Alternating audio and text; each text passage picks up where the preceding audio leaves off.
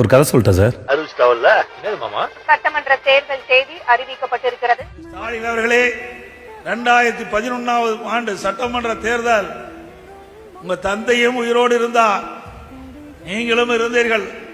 2 பேரும் இருந்து கூட எதிர்க்கட்சி வரிசையிலே அமர முடியவில்லை. அலைகளும் ஆர்ப்பரிக்க பூமியில் பூகம்பமாய்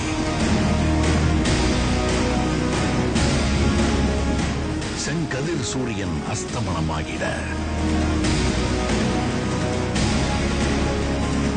இடியும் மின்னலும் அவன் வரவை பறைசாற்ற தன்னிலை மறந்து அந்த விதி கூட திணறியது.